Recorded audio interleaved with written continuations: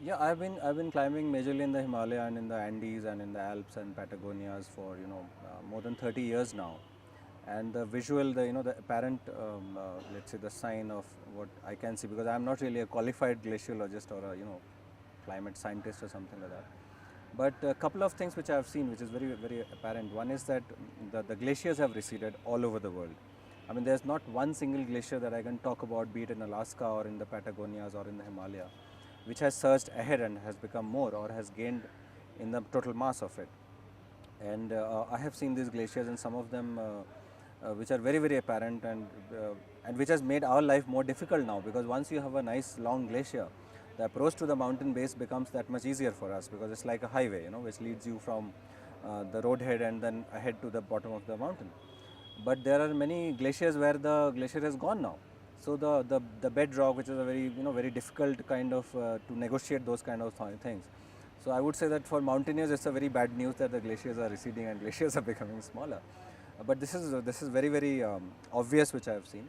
The second, I have seen that the level of the water, all the rivers or the small little streams which are coming out from the glaciers, the water level has gone up very high, and we are having more incidences of flash flood now everywhere, including in the Andes, in the not so much in the Alps because the glaciers are not really that big, but definitely in the Andes, Patagonias, and the Himalaya. The flash floods are becoming very very rapid, and it can come at any point of time.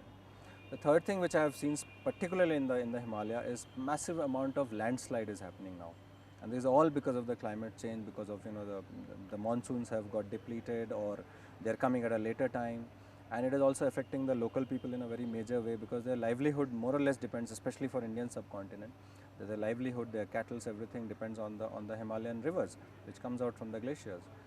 So these are a couple of very very apparent things which I have seen over the years.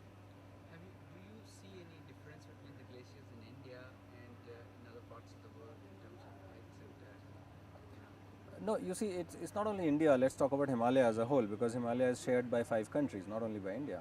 And in fact, the highest peaks of the Himalaya are sadly in Pakistan right now, and in Nepal. They are not really in India. And also, although we have the world's second longest glacier, which is Siachen in India, but the other one is Baltoro, which is in Pakistan, and I'm not permitted to go there.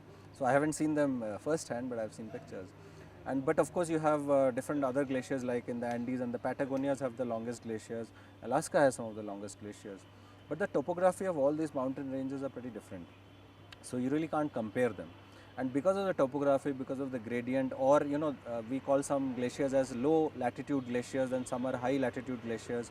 So the high latitude glaciers, being closer to the Arctic and to the Antarctic, are less affected by the overall global warming or the climate change effects, which are more visible and apparent for the tropical glaciers, which are exactly in the Himalaya, because we are closer to the tropical zone, closer to the equator.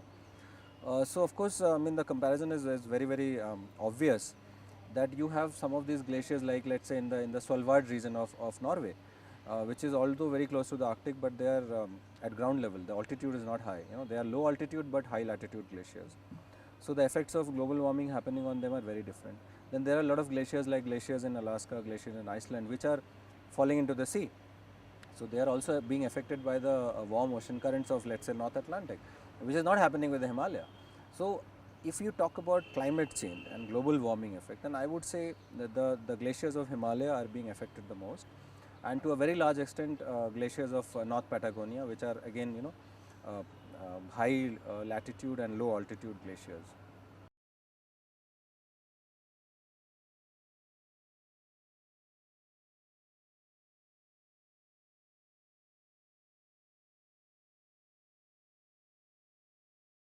Yes, like you rightfully said, most of the other glaciers are very easy to reach, and the altitudes are not really high, so one can fly on a chopper or a small plane. Like in Alaska, we always do.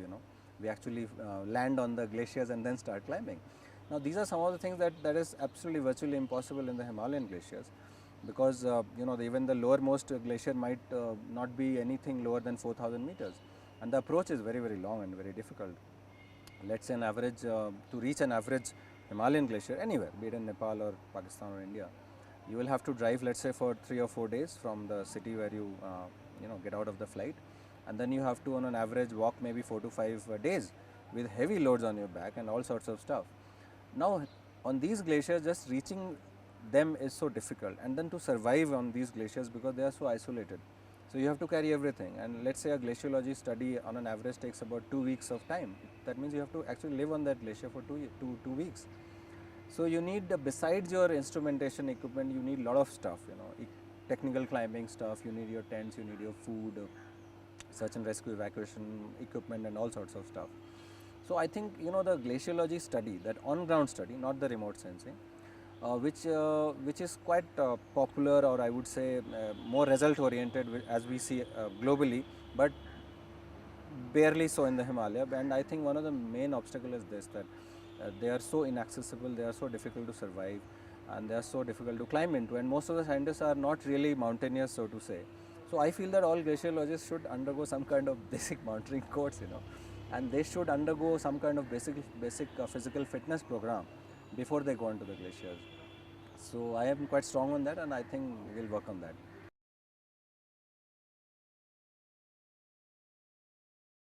No, I really don't know how a satellite phone is going to help us or not help us in, so-called glaciological study, because it's just a aids to communicate with somebody outside in case you get into some kind of trouble. But I, personally as a mountaineer, don't believe in gadgets at all. You'll be surprised. I don't carry sat phones. I don't carry GPS. I rely, on the traditional methods of navigation by the heavenly bodies, because I am a qualified navigator, using my own instincts and my head, and good old-fashioned maps.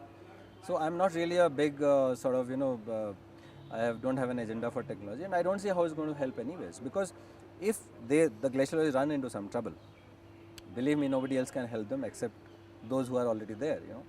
So I don't know. Satellite phone is not really. I don't think that it's of any consequence in these studies at all.